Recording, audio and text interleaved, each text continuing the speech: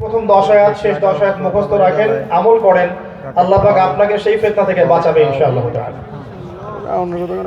শুনেন, এই পৃথিবীতে যত মুসলিমদেরকে হত্যা করা হচ্ছে বা ইতিহাসে হয়েছে, পৃথিবীতে যত মুসলিম মা বোনদেরকে ধর্ষণ করা হয়েছে, যত শিশুদেরকে বোম মেরে হত্যা করা হচ্ছে এবং হয়েছে, যত পলিটিক্যাল ফাসাদ, সামাজিক ফাসাদ, পারিবারিক ফাসাদ, জিনা, পর্নোগ্রাফি, মাদক, জুয়া, ঘুষ, দুর্নীতি, হত্যা, রাহাজানি, ছিনতাই, যত ফিতনা ফাসাদ আছে, এগুলো সব যদি একত্রিত করেন, দাজ্জালের ফিতনার মতো বড় হবে না। আমি কি বুঝাতে পারলাম সেটা কত বড় ফিতনা? যা দেখছেন যত ফিতনা, এগুলো দাজ্জালের ফিতনার সামনে কিচ্ছু না, একেবারেই কিছু না। যখন সে বের হবে তখন পৃথিবীর অবস্থা যেমন হবে, এগুলোর সামনে এই ফিতনা কিচ্ছু না। এবং এই ফিতনাগুলো এই বড় ফিতনার সাথে লিঙ্কড আপ হবে, মিলে যাবে। এবার আসেন, রাসূল সাল্লাল্লাহু আলাইহি ওয়াসাল্লাম সূরা কাহফকে সম্বন্ধ করছেন দাজ্জালের সাথে। অন্য কোন সূরার কথা তিনি বললেন না যে বনি ইসরাইল পড়লে দাজ্জালের ফিতনা থেকে বেঁচে থাকবে, সূরা বাকারা পড়লে দাজ্জালের ফিতনা থেকে বেঁচে থাকবে, বা সূরা ইখলাসের কিছুক্ষণ আগে আপনারা ফজিলত শুনেছেন না, সূরা ইখলাস পড়লে মাসিহুদ দাজ্জালের মতো ভয়ঙ্কর ফিতনা থেকে বেঁচে থাকা যাবে, এমনটা আসেনি। এসেছে এইটুকু যে সূরা কাহফ যে ব্যক্তি বুঝবে, প্রথম 10 শেষ 10 আয়াত মুখস্থ রাখবে, জুমা টু জুমা তেলাওয়াত করবে, ইনশাআল্লাহ তার জীবদ্দশায় যদি দাজ্জাল বের হয়, আল্লাহ পাক তাকেও এই ফিতনা থেকে বাঁচিয়ে রাখবে ইনশাআল্লাহ। ইনশাআল্লাহ। কয়জন পড়েছেন সূরা কাহফ জীবনে একবার অর্থ সহ? হাত তোলেন। মাশাআল্লাহ। বলা উচিত ইন্না লিল্লাহ ওয়া ইন্না ইলাইহি রাজিউন।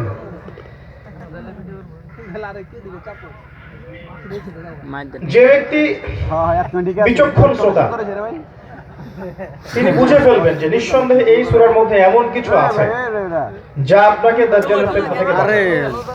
এটা বুঝতে পারছেন না?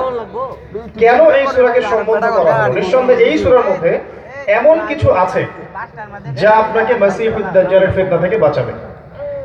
যারা এখানে এসেছেন ভিডিও করতে ক্যামেরা নিয়ে, এটাই মূল কাজ, কাইন্ডলি আপনারা চলে যান এখান থেকে প্লিজ। যারা এখানে এসেছেন শুধু আলোচনা শুনতে এবং কিছু শিখতে, তারা বসে থাকেন। তাদের সংখ্যা 10 জন হলে আমি 10 জনের সামনে ওয়াজ করে চলে যাব। ঠিক। আমি তো মডেল না ভাই, যেখানে ছবি তুলতে হবে। ঠিক। আর আমি অনেক লেকচারে বলেছি, বারবার বলে যাই, কিন্তু আমি জনগণকে বোঝাতে ব্যর্থ। অপ্রয়োজনীয় ছবি মূর্তি যারা তৈরি করবে, কিয়ামতের দিন এই ছবি মূর্তিকে প্রাণ দিতে বলা হবে, তাকে আযাব দেওয়া হবে, বলা হবে এর মধ্যে জীবন দাও। সে যদি জীবন দিতে না পারে, আযাব চলতে থাকবে কিয়ামত পর্যন্ত। এটা এক প্রকার শিরক। অপ্রয়োজনীয় ছবি মূর্তি তৈরি করছেন, কোনো প্রয়োজন নাই। একটা সময় ছিল আলেম ওলামার কাছে গেলে মানুষ বলতো হুজুর বা ওস্তাদ বা শাইখ বা কিছু একটা সম্বোধন করে বলতো যে আমার জন্য একটু দোয়া করে দেন, একটু মুসাফা করতে চাই। এখন আসলেই বলে একটু তাকান হুজুর, ছবি নেই। কি ফায়দা? কি ফায়দা বলেন? অ্যাবসলিউটলি নো ভ্যালু, কোনো ফায়দা নাই, বরং একটা গুনাহ হলো। এবং এতে করে আপনিও বিপদে পড়তে পারেন, সেই ব্যক্তিও বিপদে পড়তে পারে। সিচুয়েশন তো বোঝেন না, এই জন্য এগুলো করেন। মনে করেন আপনি এমন কারোর সাথে ছবি তুলেছেন যেই ব্যক্তি কোন একটা অপরাধ করেছে, কথার কথা, অপরাধের ইনভেস্টিগেশন হচ্ছে, হতে হতে হতে দেখা যাবে যে আপনার সাথে তার ছবি পাওয়া গেছে। এবার ওই যে অপরাধী, সে তো অপরাধের শাস্তি ভোগ করছেই, এবার আপনাকেও বিনা অপরাধে শাস্তি ভোগ করতে হবে। তো এখানে যারা এসেছেন ইলম শিখতে, কিছু জানতে, আমরা বিষয়ভিত্তিক একটা বিষয় নিয়ে কথা বলবো 1 ঘন্টার মতো ইনশাআল্লাহ। এরপরে আমরা যে যার মতো চলে যাব। এখান থেকে যাওয়ার পরে যেন আমরা কিছু নিয়ে যেতে পারি। নিছক যারা ভিডিও করার উদ্দেশ্যে এসেছেন, এই লেকচার তাদের জন্য নয়। এবং পরিবেশ আল্লাহর রাস্তায় নষ্ট করবেন না। শুকরিয়া, জাযাকাল্লাহ। বিসমিল্লাহ। হুজুরে কি কয় ভাই? ভাই ওই ক্যামেরা বন্ধ করে দিতে হবে। কথা কইেন না। আরে আচ্ছা একটু বসেন বসেন বসেন। আমরা কোন জায়গায় ছিলাম ভাই? জি, এই যে আমি কনসেন্ট্রেশন নষ্ট হয়ে গেলে কিন্তু আমি লেকচার টপিকটা হারিয়ে ফেলবো। নবী সাল্লাল্লাহু আলাইহি ওয়াসাল্লাম কি বলছেন? সূরা কাহফ আপনাকে মসিহুদ দাজ্জালের ফিতনা থেকে বাঁচাবে। আপনি বুঝে ফেলেছেন অলরেডি যে এই সূরার মধ্যে এমন কিছু আছে যা আপনাকে দাজ্জালের ফিতনা থেকে বাঁচাবে ইনশাআল্লাহ তাআলা। ঠিক আছে, এবার আসেন যে সেই বিষয়টা কি এবং কিভাবে আপনি এই ফিতনাগুলোকে ফাইন্ড আউট করতে পারবেন এবং সেখান থেকে বাঁচতে পারবেন। যেহেতু আপনি অলরেডি জেনেছেন যে এর চেয়ে বড় কোনো ফিতনা আসবে না, এই সময় ঈমান ধরে রাখাটা প্রায় অসম্ভব হয়ে দাঁড়াবে। অনেক কঠিন থেকে কঠিন মুমিন ঈমান হারিয়ে ফেলবে, এমনটা হবে। এটা কত বছর পরে, 100, 200, 300, 500, আল্লাহ ভালো জানেন। এরকম টাইম ফিক্স করার অধিকারও কারো নাই, এই কাজ আমরা কখনো করতেও যাব না। কিন্তু পরিবেশ পরিস্থিতি বোঝার চেষ্টা করব এবং নিজেদের প্রস্তুতি গ্রহণ করব। কারণ বলা তো যায় না, যদি আল্লাহ পাক সময়টা কাছে নিয়ে আসেন, কে জানে যে 50 বছরের মধ্যে হবে না, কে জানে যে 100 বছরের মধ্যে হবে না। কেউ গ্যারান্টি দিতে পারবে না, আবার কেউ গ্যারান্টি এটাও দিতে পারবে না যে 100-এর মধ্যে হবেই, তাই না? জি আল্লাহু আ'লাম বিসসাওয়াব। আমরা মূল জিনিসে যাই। নবী সাল্লাল্লাহু আলাইহি ওয়াসাল্লাম মক্কায় দাওয়াতি কাজ করছেন। কত বছর দাওয়াত দিয়েছেন মক্কায়? মক্কায় কত বছর? হ্যাঁ, বুঝি নাই। মক্কায় কত বছর? গতকালকে একটা মাহফিলে লক্ষ্মীপুরে অডিয়েন্স অনেক, তো বললাম 10 জন জান্নাতি সার্টিফিকেট প্রাপ্ত সাহাবীর নাম কে বলতে পারবেন? একজন হাত তুলেছে, একজন। জিজ্ঞাসা করলাম 10 জন জান্নাতের সার্টিফিকেট প্রাপ্ত সাহাবীর নাম কে কে বলতে পারবেন? একজন হাত তুলেছিল। বললাম ভাই দাঁড়ান, বলেন দেখি। মাশাআল্লাহ গড়গড় করে 10টা নাম বলে দিল, একজন। যতক্ষণ পর্যন্ত দিনের বেসিক প্রশ্নগুলোতে সবার অ্যান্সার আসবে না, আল কোরআনের আলো ঘরে ঘরে জ্বলবে না প্রিয় ভাই। এই বিষয়টা বুঝতে হবে আপনাকে। আবেগ দিয়ে, একদিনের মাহফিল দিয়ে বা কোনো আইওয়া শোডাউন করে দিন প্রতিষ্ঠা হয়নি কখনো। এভাবে দিন কায়েম হবে না যতক্ষণ পর্যন্ত প্রত্যেকেই দিনের বেসিক জিনিসগুলো পালন না করছে। আল্লাহ তৌফিক দান করুন, আমিন। আমিন। 13 বছর মক্কায়, কত বছর? 13 বছর। আর মদিনায় প্রায় 10 বছর, মোট 23 বছর।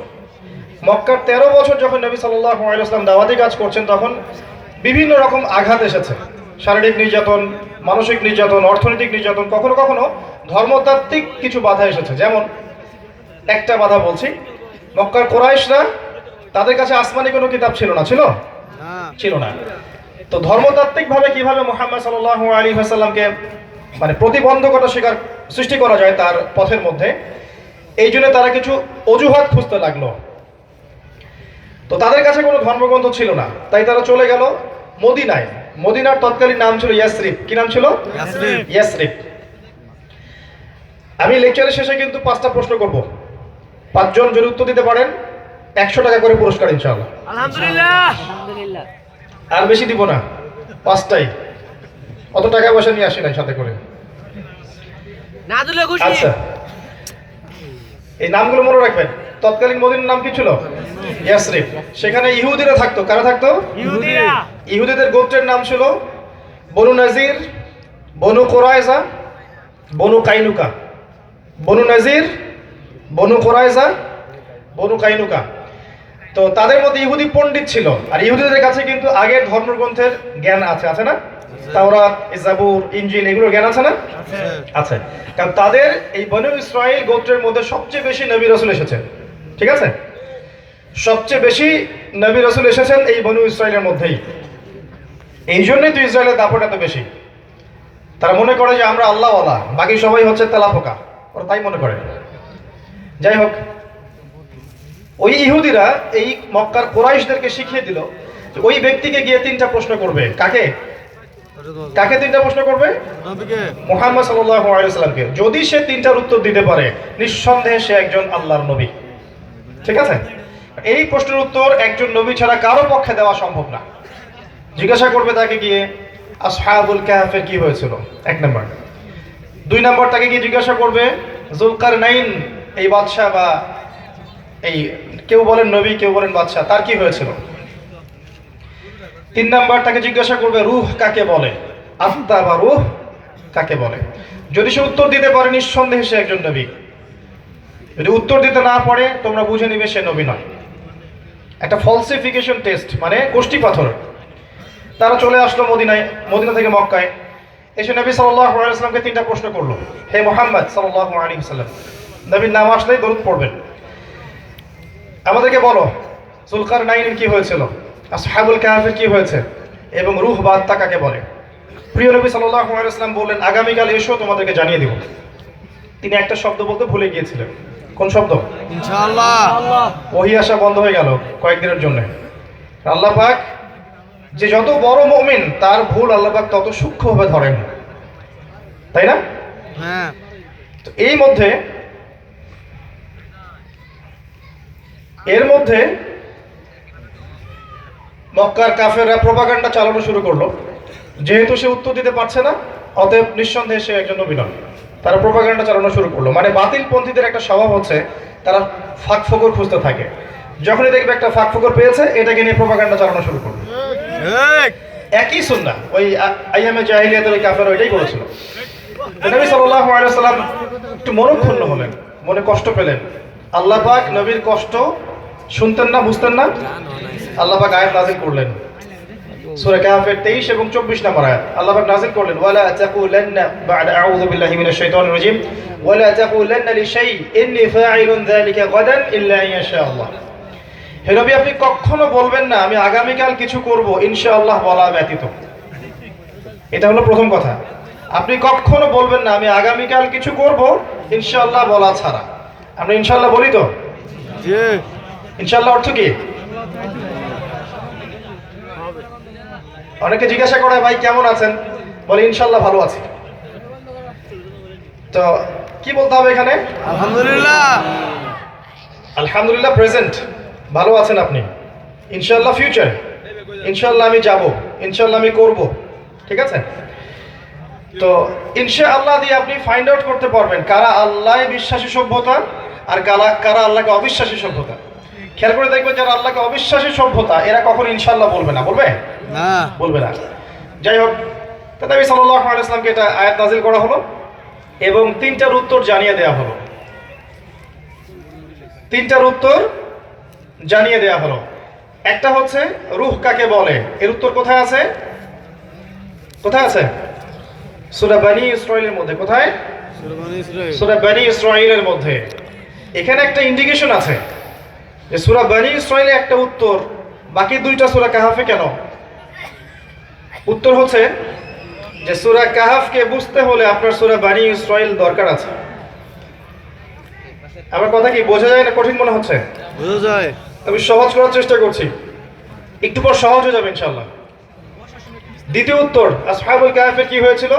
সূরা কাহফের প্রথম দিকে আছে, দেখবেন প্রথম 20-30টা আয়াতের মধ্যে এই পুরো গল্পটা দেয়া আছে।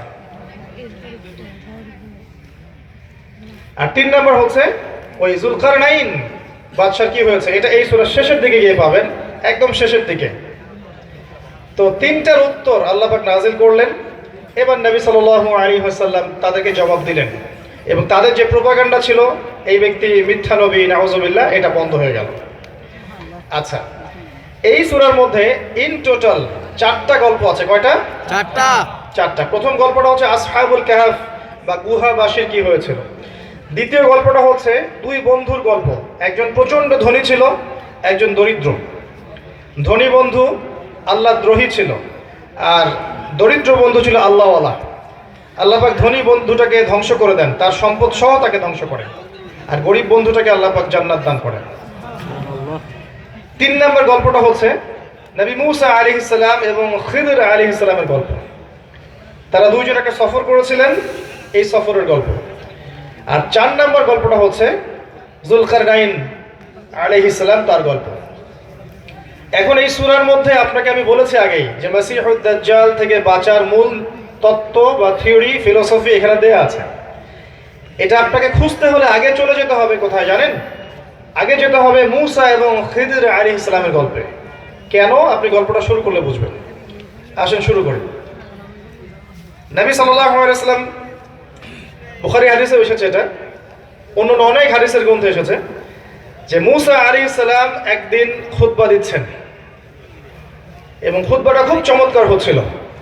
একজন ব্যক্তি দাঁড়িয়ে গেল, দাঁড়িয়ে বলল, হে মূসা আলাইহিস সালাম, তুমি অত্যন্ত চমৎকার খুতবা দিয়েছ, তোমার চেয়ে জ্ঞানী কোনো মানুষ কি পৃথিবীতে আছে? নবী মূসা আলাইহিস সালাম বললেন যে না, আমার চেয়ে জ্ঞানী মানুষ এখন পৃথিবীতে নেই। কারণ কারণ তার কাছে আল্লাহর ওহী আসে, তাই না? আল্লাহর ওহী প্রত্যাদেশ আসে, আর যার কাছে আল্লাহর পক্ষ থেকে জ্ঞান আসছে তার চেয়ে জ্ঞানী আর কে হতে পারে? স্বাভাবিক না? কিন্তু আল্লাহ পাক এটাকে ধরলেন, এই কথাটাকে ধরলেন, ধরে বললেন যে তোমার চেয়েও জ্ঞানী আমার আরেকজন বান্দা আছে। তাকে কোথায় পাবে? মাজমাউল বাহরাইন, দুই সাগরের মিলনস্থলে পাবে। তোমার চেয়েও একজন জ্ঞানী মানুষ আছে যাকে তুমি দুই সাগরের মিলনস্থলে পাবে, যেখানে দুইটা সমুদ্র এক হয়ে গেছে, সেখানে তুমি পাবে তাকে। এটা ভৌগোলিকভাবে কোন জায়গা এটা ফাইন্ড আউট করার দরকার নাই, মূল বিষয়টা এটা না। তো নবী মূসা আলাইহিস সালাম তার সাথে দেখা করতে চাইলেন। তিনি বললেন, I want to meet him, আমি তার সাথে দেখা করতে চাই এবং আমি তার সাথে দেখা করে তার কাছ থেকে জ্ঞান শিখতে চাই। খেয়াল করেছেন একজন নবীর জ্ঞান শিক্ষার কি পিপাসা? নবী মূসার কাছে আল্লাহর পক্ষ থেকে ওহী আসে, তারপরেও তিনি জ্ঞান শিখতে চাইতে চাচ্ছেন এবং তিনি বলছেন যে আমাকে যদি যুগ যুগ সফর করতে হয় তারপরেও সফর করব, তারপরেও আমার ওই ব্যক্তির সন্ধান চাই। আজকে জ্ঞানের সমস্ত এলিমেন্টস আমাদের ঘরে চলে আসছে। কোরআন, হাদিসের অনুবাদ, ফিকহের বই, সিরাতের বই, অ্যাপস, অনলাইন আছে না, ইন্টারনেট, স্মার্টফোন, সব আমাদের হাতের মুঠোয়। তারপরে তো জ্ঞান শিখতে চায় না, জ্ঞান চর্চা করতে চায় না। যুব সমাজ ওয়াজ শুনতে চায়। শিক্ষার মাধ্যম বানিয়েছেন ফেসবুক আর ইউটিউবিং। ফেসবুক, ইউটিউবিং দিনের কনস্ট্রাকটিভ শিক্ষার কোনো মাধ্যম না, বরং এর মধ্য দিয়ে জ্ঞান আপনার বিক্ষিপ্ত হয়ে যাবে। ঢুকবেন ইউটিউবে একটা টপিক জানার জন্য, দেখবেন ওই টপিককে কেন্দ্র করে এক আলেম কি বলেছেন, আরেকজন আলেম কি বলেছেন, আর মাশাআল্লাহ ইউটিউবের থাম্বনেইল তো মাশাআল্লাহ সুবহানাল্লাহ, অমুক আলেমকে যেভাবে ধুয়ে দিলেন অমুক আলেম, আবার অমুককে যেভাবে জবাব দিলেন অমুক আলেম। টাকা কামাই করতে চান? জাস্ট টাকা কামাই করতে চান? টাকা আর্ন করার জন্য এইভাবে ইসলামকে বিকৃত করছেন, ইসলামকে নিয়ে গেম খেলছেন। এগুলো কোনো থাম্বনেইল হলো? আমার একটা ভিডিও তো দেখেছি, একজন আমাকে জবাব দিয়েছে কঠিনভাবে, তো দেখলাম থাম্বনেইলে সে আলেমের একটা ছবি দিয়েছে আর আমার ছবিও কর্নারে, আমি মাথা নিচু করে আছি আর সে আলেম হাত এভাবে করে আছে, মানে ভাবটা এমন একবার থাপড়ায় শেষ করে ফেলবে। আল্লাহ ভালো জানেন এত ক্রিয়েটিভিটি মাথায়। এই ক্রিয়েটিভিটি গুলো দিনের কল্যাণে কাজে লাগেন না কি জন্য? নিজে পড়াশোনা করে আলেম হন না কেন? নিজে পড়াশোনা করে আলেম কেন হচ্ছেন? নসিহত এটা আল্লাহ পাকের একটা মাধ্যম দিন প্রচারের। এই মাধ্যমটাকে ভালো মতো ইউজ করতে পারবেন, অন্যায়ভাবে ইউজ করতে পারবেন। চাইলেই যে কোনো ব্যক্তিকে, হুএভার হি ইজ, এই পৃথিবীতে সে যেই হোক না কেন, তাকে অনলাইনের মাধ্যমে, ইউটিউব, ফেসবুকিং এর মাধ্যমে তাকে বিতর্কিত করা সম্ভব। সে যেই হোক না কেন, যেই হোক না কেন, যত বিশুদ্ধ বক্তব্য দেখ না কেন, তাকে আপনি যদি চান ইউটিউবের মাধ্যমে, ফেসবুকের মাধ্যমে ভিডিও কাটছাট করে নির্দ্বিধায় বিতর্কিত করতে পারবেন। আর জাতি হিসেবে আমরা আবেগী বেশি এবং ইস্যু পাগল জাতি। একটা ইস্যু আসবে মাশাআল্লাহ নাচবে 5 দিন 7 দিন 10 দিন, আরেকটা ইস্যু আসবে ওই ইস্যু শেষ, এবার এটাকে নিয়ে খেলবে। এই করতে করতে মাশাআল্লাহ, এই করতে করতেই মাশাআল্লাহ ইসরায়েল এই বিশ্বের রুলিং স্টেট হয়ে গেছে। এই করতে করতে ইসরায়েল এই বিশ্বের রুলিং স্টেট হয়ে গেছে।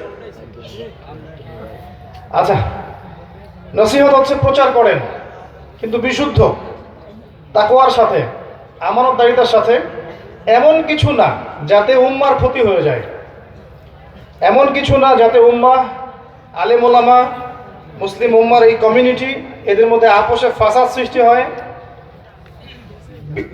ইসলামের বিরোধী শক্তিরা সুযোগ পেয়ে যায়, আলেমে আলেমে হিংসা বিদ্বেষ ছড়ায় এবং আস্তে আস্তে এই চেয়ারগুলো ফাঁকা হয়ে যায়। এমন কোনো কাজ করতে যাবেন না। আল্লাহ পাক বোঝার তৌফিক দান করুন, আমিন। আমি বলছিলাম জ্ঞানের সব এলিমেন্টস আমাদের সামনে, তারপরে জ্ঞান শিখতে চাই না। কিন্তু মূসা আলাইহিস সালাম কি করলেন? তিনি বলছেন যে যদি আমাকে যুগ যুগ সফর করতে হয় তারপরে আমি করব, তারপরেও ওই ব্যক্তিকে আমার চাই যে আমার চেয়ে বেশি জ্ঞানী। এবার তিনি তার একজন সাথীকে নিলেন, ওই ব্যক্তির নাম হচ্ছে ইউশা বিন নুন। কি নাম? প্রশ্ন কিন্তু করব আমি শেষে, 5টা মুখস্থ করতে থাকেন লেকচার।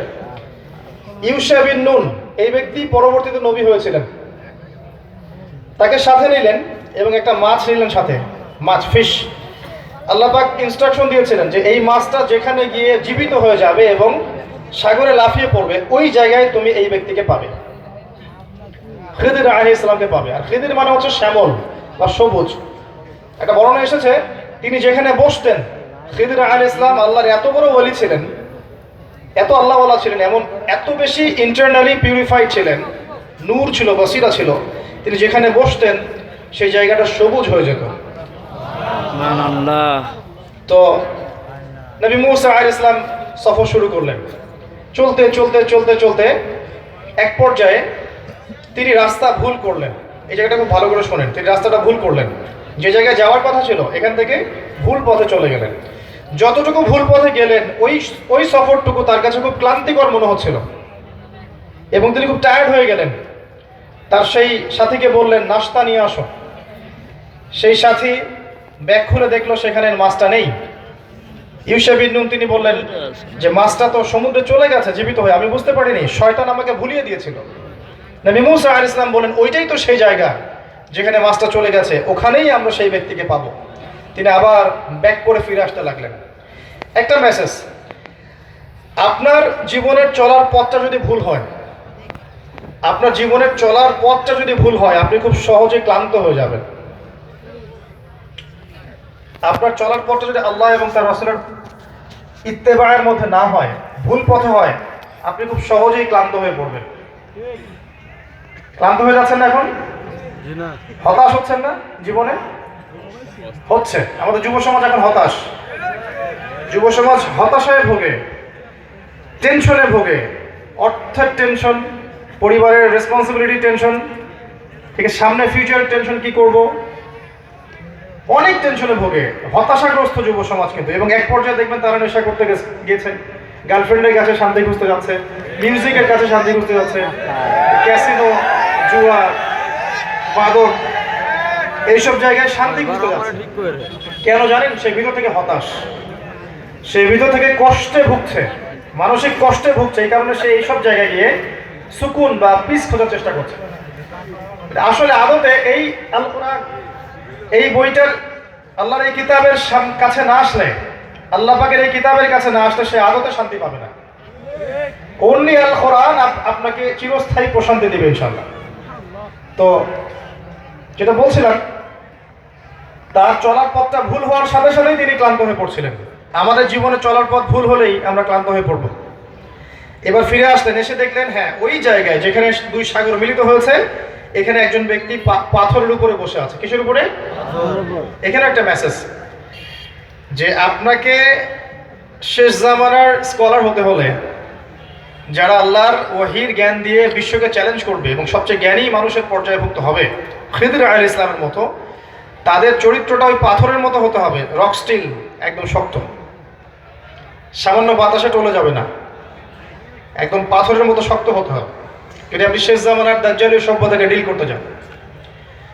আচ্ছা, এবার সেই ব্যক্তি বসে আছেন, মুসা আলাইহিস সালাম আসলেন, এসে বললেন আসসালামু আলাইকুম। সেই ব্যক্তি বললেন, খিদির আলাইহিস সালাম, এই জনমানব শূন্য জায়গায় সালাম কোত্থেকে আসলো? আমি মুসা আলাইহিস সালাম বললেন যে আমি মুসা। তো তিনি বলছেন, তুমি কি বনি ইসরাইলের মুসা? তুমি কি বনু ইসরাইলের মুসা? মুসা আলাইহিস সালাম বলেন, হ্যাঁ, আমি বনু ইসরাইলের মুসা। আমি আপনার কাছে এসেছি এই কারণে যে আমি জেনেছি আপনার কাছে আল্লাহর পক্ষ থেকে জ্ঞান আছে, আমি সেই জ্ঞান শিখতে চাই। এবং খিদির আলাইহিস সালাম বললেন যে কিন্তু তুমি তো আমার সাথে ধৈর্য ধরতে পারবে না। কথাগুলো একটু বোঝার চেষ্টা করেন। যখন তিনি বলেছেন তুমি কি বনু ইসরাইলের মুসা, তার মানে হচ্ছে কি জানেন? খিদির আলাইহিস সালাম বনু ইসরাইলের কেউ নয়, তাই নয়? তিনি বনু ইসরাইলের কেউ নন, বনু ইসরাইলের বাইরের মানুষ। তো এখন যে এই যে ইসরায়েল এবং জিউসরা মনে করে তারা বিশ্বের সবচেয়ে জ্ঞানী society, elite society of the world, তারা মনে করে না সত্যিকারের অর্থে পৃথিবীর সবচেয়ে জ্ঞানী মানুষ তাদের মধ্যে নয়, মুহাম্মদ সাল্লাল্লাহু আলাইহি ওয়াসাল্লামের উম্মতের মধ্যে আছে। বনু ইসরাইলের মধ্যে সবচেয়ে জ্ঞানী মানুষ নেই। খিদর আলাইহিস সালাম তিনি বনু ইসরাইল ছিলেন না। এবার রেসপন্সটা দেখেন, আমি আপনার কাছে জ্ঞান শিখতে চাই। তিনি বলছেন তুমি তো ধৈর্য ধরতে পারবে না। স্টুডেন্ট আসছে, টিচার বলছে, স্টুডেন্ট এসে বলছে আমি জ্ঞান শিখতে চাই ওস্তাদ। ওস্তাদ বলছে তুমি তো সবর করতে পারবে না। কি পরিমাণ দূরদর্শিতা থাকলে একজন ওস্তাদ বলতে পারেন তুমি তো ধৈর্য ধরতে পারবে না। অনেক সময় বলি না, আমরা ক্লাস নেই না, টিচার যারা আছে 1 বছর পড়ানোর পর বলি না যে এই ব্যক্তি পাস করতে পারবে না, তুই পারবি না পাস করতে। আর একজনকে বলি না যে হ্যাঁ এ মাশাআল্লাহ ভালো করবে ইনশাআল্লাহ, বলি না? আমাদের পড়াতে পড়াতে একটা এক্সপিরিয়েন্স হয় না। খিদর আলাইহিস সালাম দেখেই বললেন তুমি তো ধৈর্য ধরতে পারবে না। কাকে বলছেন? মুসা আলাইহিস সালাম কোন নবী জানেন? জলিলুল কদর নবী, একজন যার সাথে ফেরাউনের স্মৃতি জড়িত, তাই নয় কি? আচ্ছা, তো মুসা আলাইহিস সালাম বললেন যে ইনশাআল্লাহ আমি সবর করব, ইনশাআল্লাহ আমি সবর করবো। এই সূরার শুরুতে আমি আপনাকে ইনশাআল্লাহর ফজিলত শুনিয়েছি। এবার খিদর আলাইহিস সালাম বললেন ঠিক আছে তুমি আমার সাথে চলো, কিন্তু আমাকে কোনো প্রশ্ন করতে পারবে না, আমাকে কোনো প্রশ্ন করতে পারবে না। যদি প্রশ্ন করো তাহলে তুমি আমার সাথে চলতে পারবে না। নবী মুসা বলেন ঠিক আছে আলাইহিস সালাম। তারা চলতে লাগলেন। এবার শোনেন, 3টা ঘটনা ঘটলো। তারা চলতে লাগলেন চলতে লাগলেন চলতে লাগলেন, এক পর্যায়ে তারা নৌকায় উঠলেন নদী পার হওয়ার জন্য। নদী পার হওয়ার একটু আগেই খিদর আলাইহিস সালাম নৌকার তলদেশটাকে ফুটা করে ফেললেন, একটা ঘটনা। 2 নাম্বার, একটা বাচ্চাকে পেলেন খিদর আলাইহিস সালাম, ছোট্ট বাচ্চা নিষ্পাপ, এই বাচ্চাটাকে খিদর আলাইহিস সালাম হত্যা করে ফেললেন, মার্ডার। 3 নাম্বার, একটা গ্রামে ঢুকলেন, মেহমানদারি চাইলেন, খাবার পানি চাইলেন, গ্রামের লোকজন মেহমানদারি করলো না, খারাপ ব্যবহার করলো। তারপরেও খিদর আলাইহিস সালাম ওই বাড়ির ভেঙে পড়া দেয়ালটাকে নিজের হাতে নির্মাণ করলেন, বিনা পারিশ্রমিকে, কোনো পারিশ্রমিক ছাড়াই। এই 3টা ঘটনাতেই নবী মুসা আলাইহিস সালাম বললেন আপনি এটা কি করছেন? যারা আমাদেরকে বিনা পারিশ্রমিকে নদী পার করিয়ে দিল, আপনি তাদের নৌকা ফুটা করে ফেললেন, আপনি তো একটা অন্যায় কাজ করলেন। খিদর আলাইহিস সালাম বললেন আমি কি তোমাকে বলিনি তুমি ধৈর্য ধরতে পারবে না? বললেন ঠিক আছে এরপরে কোনো প্রশ্ন করবো না, আমি ভুলে গিয়েছিলাম। আবার সামনে চললেন, বাচ্চাকে হত্যা করলেন। আর নবী মুসা আলাইহিস সালাম বললেন এটা আপনি কি করলেন? আগের পাপের চেয়ে এটা তো আরো বড় অন্যায় মনে হচ্ছে, একটা নিষ্পাপ বাচ্চাকে হত্যা করে ফেললেন। তারপর খিদর আলাইহিস সালাম বললেন যদি আরেকটা প্রশ্ন করো তাহলে এখানেই সফর শেষ। আবার চললেন, ওই যে দেয়াল নির্মাণ করলেন। নবী মুসা আলাইহিস সালাম বললেন আপনি তো চাইলে পারিশ্রমিক দিতে পারতেন। এবার খিদর আলাইহিস সালাম বললেন হাযা ফিরাকু বাইনি ওয়া বাইনিক। আমি কিন্তু আরবিগুলো বলছি না, অনেক সময় চলে যাবে, শুধু বাংলাটুকু বলছি, হাযা ফিরাকু বাইনি ওয়া বাইনাক। এই হলো তোমার আমার পার্থক্য, এখন তোমার আমার চলার পথ আলাদা, তুমি সবর করতে পারো নাই। নবী মুহাম্মদ সাল্লাল্লাহু আলাইহি ওয়াসাল্লাম বলেছিলেন যে সেদিন যদি মুসা আলাইহিস সালাম সবর করতে পারতেন তাহলে অনেক জ্ঞান শেখা যেত, আর অনেক ঘটনা ঘটতো, জ্ঞান শেখা যেত। তো যাওয়ার আগে খিদর আলাইহিস সালাম বলে দিলেন আমি তোমাকে জানিয়ে দিচ্ছি মুসা কি কারণে আমি কাজগুলো করেছি। ওই নৌকার তলদেশ যদি ফুটা না করতাম তাহলে জলদস্যুদের একটা দল সেই নৌকাটাকে হাইজ্যাক করে নিয়ে যেত, কারণ তারা ভালো ফ্রেশ নৌকা পেলে নিয়ে যায়, ত্রুটিযুক্ত নৌকা তারা নেয় না। আমি ওই নৌকাটা ফুটা করে এই দরিদ্র জেলেদের উপকার করে দিয়েছি। কথা কি বুঝতে পারছেন? ওই বাচ্চাটাকে আমি এই কারণে হত্যা করেছি যে আল্লাহর নির্দেশে করেছি। আমার কাছে আল্লাহর পক্ষ থেকে জ্ঞান এসেছে যে এই বাচ্চা যখন বড় হবে তখন একটা বড় কাফের হবে এবং সে নিজেও কুফরি করবে, তার পিতামাতাকে পর্যন্ত কাফের বানিয়ে ছাড়বে। আল্লাহর নির্দেশে আমি তাকে হত্যা করেছি। আর ওই যে দেয়াল নির্মাণ করেছি, ওই দেয়ালটা ছিল 2 জন এতিম বাচ্চার সম্পত্তি। ওই দেয়ালের নিচে এই 2 এতিম বাচ্চার পৈতৃক রেখে যাওয়া সম্পত্তি আছে। যদি নির্মাণ না করতাম অন্য মানুষ সম্পত্তি নিয়ে চলে যেত। আমি নির্মাণ করেছি, এরা যখন বড় হবে তখন সম্পত্তি তারা নিজেরাই পেয়ে যাবে। এই 3টা ঘটনাতেই তোমার কাছে মনে হয়েছে যে আমি অন্যায় করছি, কিন্তু প্রকৃত দৃষ্টিভঙ্গি হচ্ছে এই যে বাহ্যিক চোখ দিয়ে যা দেখা যায় সবসময় তা সত্য নয়। অভ্যন্তরীণ চোখ দিয়ে যখন আপনি দেখবেন, আল্লাহর নূর দিয়ে আপনি দেখতে পারবেন, তখন আপনি বুঝতে পারবেন সত্যিকার অর্থে কোনটা হক কোনটা বাতিল। সূরা কাহফ কিভাবে আপনাকে দাজ্জাল থেকে বাঁচাবে এটা বুঝতে হলে আগে আপনার দৃষ্টিভঙ্গি ঠিক করতে হবে। এই জন্য আল্লাহ পাক এই সূরার মধ্যে গল্পটা দিয়েছেন।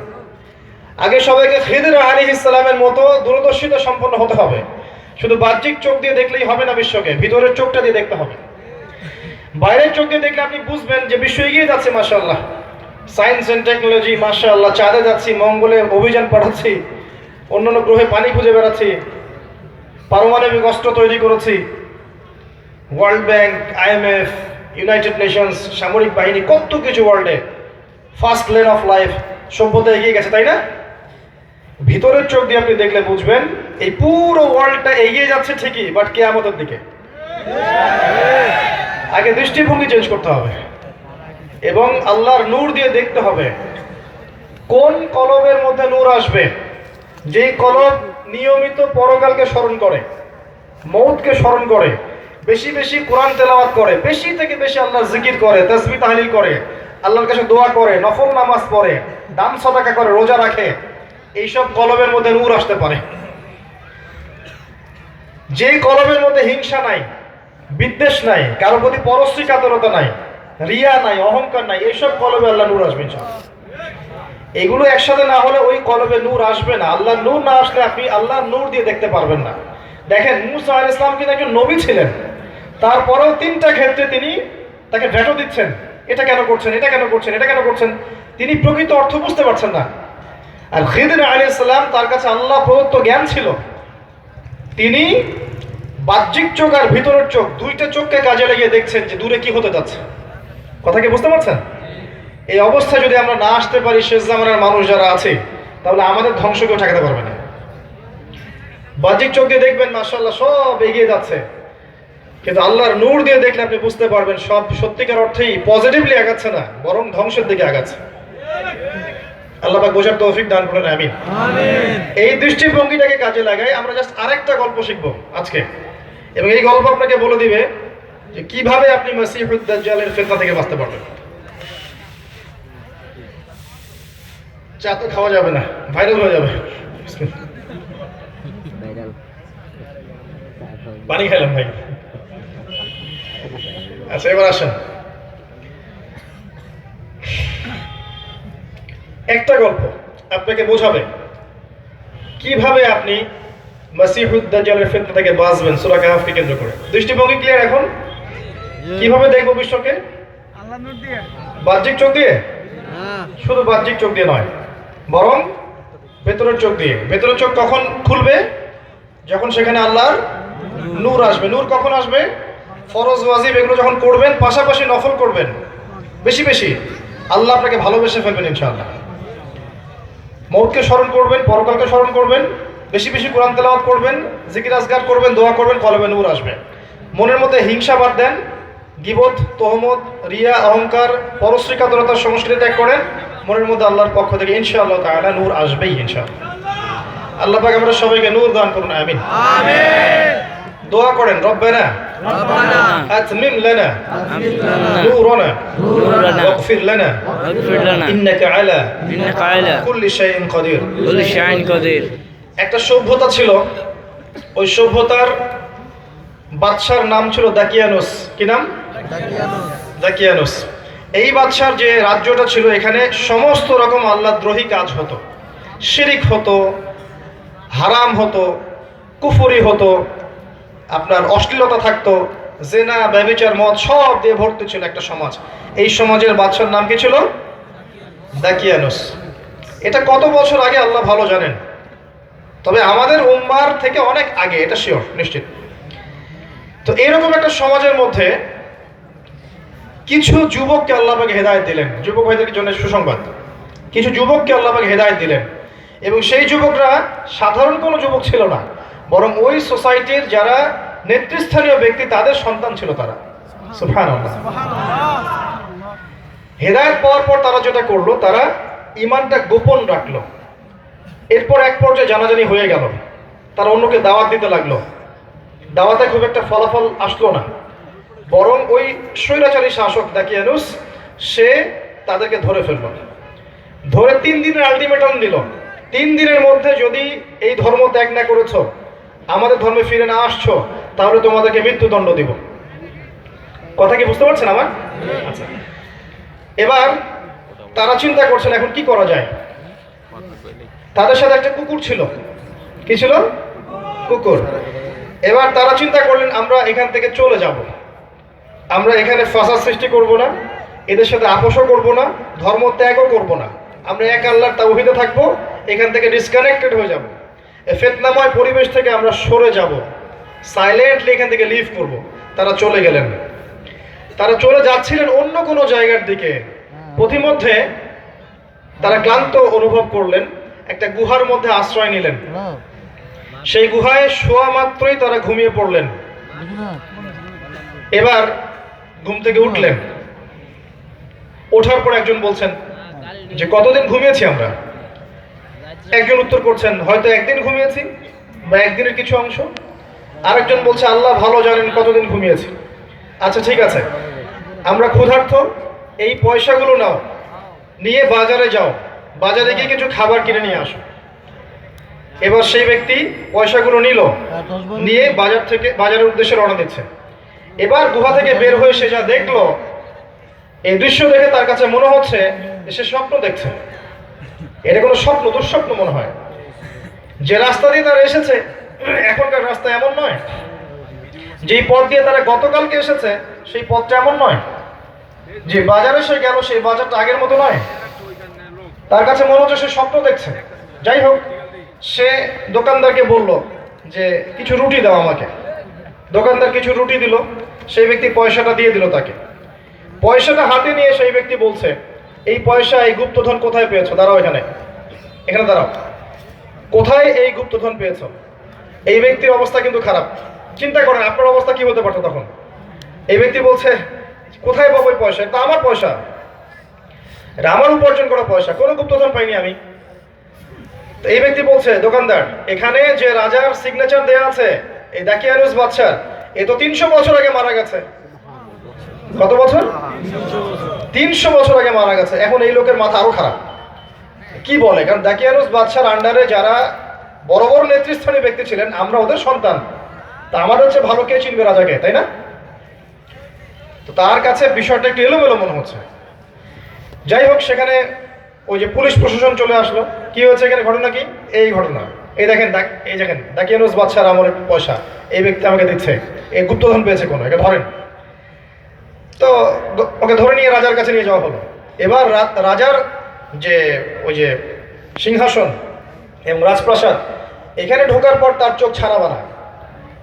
এ তো সেই বাদশা না যেই বাদশার তত্ত্বাবধানে আমরা ছিলাম এবং গতকাল রাতে আমরা যেখান থেকে বের হয়েছিলাম, এ অন্য এক বাদশা। তো তার কাছে বিষয়টা এখন বুঝতে শুরু করলো সে, যে মনে হয় অনেক সময় পার হয়ে গেছে, হয়তো বা আমরা অনেক সময় ঘুমিয়েছিলাম। এই যে বাদশা, এই বাদশাটা দাকিয়ানুস বাদশার মতো স্বৈরাচারী নয়। শোনেন, ভালো করে শোনেন, এই জেনারেশন ওই দাকিয়ানুস বাদশার মতো স্বৈরাচারী নয়।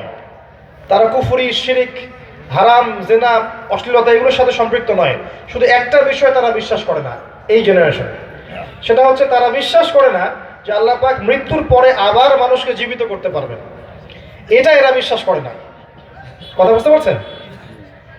এবার এই বাদশা বলছে, তোমরা কি সেই 7 জন বা 9 জন যুবক যারা আজকে থেকে 300 বছর আগে এখান থেকে চলে গিয়েছিলে? তোমার বাকি সাথীরা কোথায়? এই যুবক বলছেন বাকি সাথীরা গুহায় আছে। বাকি সাথীরা গুহায় আছে। এবার বাদশা তার ডেলিগেশন টিম নিয়ে সেখানে গেল, গিয়ে দেখলো হ্যাঁ সেখানে এখনো বাকি সাথীরা আছে। আপনাকে বুঝাতে পারলাম কি যে এই যুব সমাজ কত বছর ঘুমিয়েছিলেন?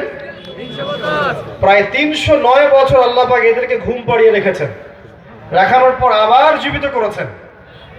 করে তারা যে সভ্যতা থেকে বের হয়েছিল, যে সভ্যতা ছিল জালেম, ফাসেক, অশ্লীলতায়, হারামে লিপ্ত, এরপর অন্য একটা সভ্যতার সময় তাদেরকে জীবিত করেছেন, ঘুম থেকে উঠিয়েছেন, যারা পরকালে বিশ্বাস করতো না।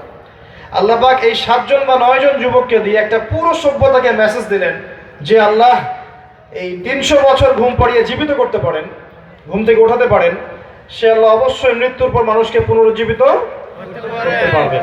সবাই ঈমানদার হয়ে গেল, আলহামদুলিল্লাহ। আলহামদুলিল্লাহ। কি মেসেজগুলো শোনেন। ওই দাকিয়ানুস বাদশার যে যুগটা ছিল, ওই যুগের অবস্থার এখনকার বিশ্বের অবস্থার মধ্যে কোনো পার্থক্য নাই। ওই দাকিয়ানুস বাদশার যুগটা ছিল শিরকে ভরা, এখনকার ওয়ার্ল্ডটা শিরকে ভরা। ধর্ম, অর্থনীতি, রাজনীতি, জিওপলিটিক্স, সামাজিক বিষয়, প্রতিটা বিষয়ের মধ্যে শিরকের আগ্রাসন দিয়ে ভরা আছে। আপনাকে ওই দুই চোখ দিয়ে দেখতে হবে। কয় চোখ দিয়ে? দুইজন। ওই যুগটা যেমন অশ্লীলতায় পূর্ণ ছিল, এখনকার যুগের দিকে তাকিয়ে দেখবেন অশ্লীলতায় পরিপূর্ণ যুগ একটা। Feminist revolution, next dress up, ছেলে মেয়ের পোশাক পরা, মেয়ে ছেলের পোশাক পরা, পর্নোগ্রাফি, জিনা, ব্যভিচার, পরকিয়া, এগুলোতে ভর্তি হয়ে গেছে এখনকার বিশ্বটা। ঠিক দাকিয়ানুস বাদশার যুগের মতো। দাকিয়ানুস বাদশার যুগের মতোই হালাল হারামের পরোয়া মানুষ এখন করছে না। সুদ খাচ্ছে, ঘুষ খাচ্ছে, দুর্নীতি করছে, অন্যের সম্পদ আত্মসাৎ করছে, রিজিকের ক্ষেত্রে হালাল হারামের কোনো পরোয়া করছে না। ঠিক ওই যুগের মতোই প্রতিটা বিষয়ে কুফর, শিরিক, অশ্লীলতা, মাদক, পর্নোগ্রাফি, হালাল হারামের মানদণ্ড উল্টে দেয়া, আল্লাহর হালালকে হারাম করা, আল্লাহর হারামকে হালাল করে নেওয়া, শিরিক করা, স্ট্যাচু ওয়ার্শিপ করা, প্রতিটা বিষয় এই বিশ্বের মধ্যে আছে। এবং যে বিশ্বে মাসিহুদ দাজ্জাল বের হবে, যখন সে বের হবে, তখনকার বিশ্বে এগুলো আরো সর্বোচ্চ মাত্রায় থাকবে। এখন যা আছে তার চেয়ে আরো বেশি মাত্রায় থাকবে। এখন মেসেজটা কি? এরকম অবস্থাতেও আল্লাহ পাক কিছু যুবককে হেদায়েত করবেন ইনশাআল্লাহ। কিছু মানুষকে আল্লাহ পাক হেদায়েত করবেন। ইন্নাহুম ফিতয়া আমানু বিরাব্বিহিম ওয়া জিদনাহুম হুদা। ওইরকম সমাজের মধ্যেও আমি কিছু যুবককে হেদায়েত করেছিলাম যারা আমার প্রতি ঈমান নিয়ে এসেছিল এবং আমি তাদের হেদায়েতকে বাড়িয়ে দিয়েছিলাম। আল্লাহ পাক যুব সমাজকে হেদায়েত করবেন ইনশাআল্লাহ। তারা এই ফিতনাময় পরিবেশ থেকে নিজেরা সরে গিয়েছেন, ডিটাচড হয়ে গিয়েছেন। ওই ফিতনাময় পরিবেশে কিন্তু তারা কোনো জঙ্গিবাদী সন্ত্রাসী কর্মকাণ্ড করে নাই, করেছেন? সাইলেন্টলি সরে গেছেন ওখান থেকে। এই ফিতনার সাথে আমি নাই। এবার রাসূলের হাদিসে আসেন, নবী সাল্লাল্লাহু আলাইহি ওয়াসাল্লাম বলেছেন, শেষ জামানে এমন একটা সময় আসবে যখন মানুষের ঈমান ধরে রাখা হাতের মধ্যে আগুন ধরে রাখার মতো হবে। মানুষ সকালে মুমিন থাকবে, বিকেলে কাফের হয়ে যাবে, বিকেলে কাফের থাকবে, সকালে মুমিন হবে। মানুষ এমন হবে, ইয়াবিউর রাজুলু দীনাহু লিগারাদি দুনিয়া। মানুষ দুনিয়ার স্বার্থে দিনকে বিক্রি করে দিবে। নবীজি ওই বলেছেন এমন একটা যুগ আসবে যখন ফিতনা এমন ভাবে ছড়িয়ে পড়বে যে মুমিনের কাছে ঈমান বাঁচানোর জন্য শ্রেষ্ঠ সম্পদ হবে কিছু বকরির পাল, গবাদি পশু। এগুলোকে নিয়ে সে পাহাড়ি এলাকায় চলে যাবে, সেখানে গিয়ে থাকা শুরু করবে, সমাজ থেকে ডিটাচড। ফিতনা এমন ভাবে ছড়িয়ে পড়বে। নবীজি আরো বলেছেন আমর ইবনে আস রাদিয়াল্লাহু আনহুকে, ফিতনাময় পরিবেশে তুমি কি করবা? ঘরে থাকবা বেশি বেশি, মানুষের সাথে বেশি মেশার দরকার নাই। নিজের পাপের জন্য কান্নাকাটি করতে থাকবা, আর মানুষের সাথে কম কথা বলবা, কম বের হবো বাসা থেকে। মানে পুরো বিষয়গুলো বোঝাচ্ছে আপনাকে যে ফিতনাময় পরিবেশে এখানে ডুবে থেকে আপনি সংস্কার করাটা ডিফিকাল্ট হবে। আপনাকে ফিতনা থেকে ডিটাচড, একদম ডিসকানেক্টেড হতে হবে। হওয়ার পরে আপনাকে এই সংস্কারের কাজ করতে হবে। আসহাবুল কাহফ এই কাজ করেছেন। দাজ্জালের সভ্যতায় মুমিনরা যারা ঈমান বাঁচিয়ে রাখতে চাইবে তাদেরকে ফিতনা থেকে ডিসকানেক্টেড হতে হবে। পরিবারকে সময় দেন, বাসায় থাকেন, বিনা প্রয়োজনে বাইরে বের হবেন না, বেশি বেশি তওবা ইস্তেগফার করেন, আমল নামা গুছিয়ে নেন, মানুষের সাথে বেশি মেশার দরকার নাই, বেশি ফিতনাময় পরিবেশে এসে সংস্কার করতে যাওয়ার দরকার নাই। আপনি নিজেকে নিয়ে ব্যস্ত থাকেন, পরিবারকে নিয়ে ব্যস্ত থাকেন, নিজের ঈমান আমলটা হেফাজত করার চেষ্টা করেন। কারণ এমন একটা পরিবেশ আসবে, এমন একটা পরিবেশ আসবে যে ফিতনাগুলো এত ভয়াবহ হবে যে আপনার কাছে এরকম ডিসকানেকশন ছাড়া কোনো পথই খোলা থাকবে না। এখন হয়তো তেমনটা নয়, কিন্তু আসবে আস্তে আস্তে সামনে। এখনো দাওয়াতি কাজ করছেন, প্রেক্ষাপট সবসময় এমন থাকবে না। ভৌগোলিক পরিবর্তন, মহামারী, ঘূর্ণিঝড়, জলোচ্ছ্বাস, ভূমিকম্প, আল্লাহর আসমানি গজব, জমিনি বালা দিন দিন বাড়তে থাকবে। মহামারী সিজনগুলো শেষ হোক, তারপর দেখবেন ওয়াবা'দাহু সানাওয়াতু জালাজিল, এরপরে আসবে জালজালার বছরগুলো, ভূমিকম্পের বছরগুলো। সামনে ভূমিকম্পের সিজন আসবে। আল্লাহু আ'লাম বিসওয়াব, কত সালে কখন আল্লাহু আ'লাম, বাট এটা একটা সময় আসবে। সানাওয়াতু জালাজিল এত সহজ হবে না আগামী দিনগুলো উম্মার জন্য। এমনভাবে হাদিসে শব্দ এসেছে যে একজন মুমিন চিন্তা করবে যে আগামী দিনটার চাইতে চলে যাওয়া দিনটাই মনে হয় ভালো ছিল। মানুষ মনে করবে যে গতকালটাই মনে হয় আগামীকালকের চেয়ে ভালো ছিল। যাই হোক, মেসেজ ফিতনাময় পরিবেশে আসহাবুল কাহফ যেই কাজটা করেছেন, এই কাজটা যদি আপনি করতে পারেন, নিজেকে নিয়ে ব্যস্ত থাকেন, নিজের আমল গোছান, আকীদা ঠিক করেন, নিজের পরিবারকে সময় দেন, আপনার সন্তানদেরকে মানুষ করেন, জ্ঞান অর্জন করেন, এই অনুযায়ী আমল করেন, হালাল রিজিক খান, আদর্শ পরিবারটা করেন, আপনি কম মানুষের সাথে মেশেন, বাসায় বেশি থাকেন, বিনা প্রয়োজনে বের হবেন না, ফিতনায় জর্জরিত হবেন না, ফিতনাকে গায়ে লাগিয়ে নিয়েন না, এবং নিজের পাপের জন্য আল্লাহর কাছে তওবা ইস্তেগফার করতে থাকেন। এটা আপনাকে ফিতনা থেকে অনেকটা বাঁচাবে ইনশাআল্লাহ। এছাড়া খুব বেশি অপশন নেই।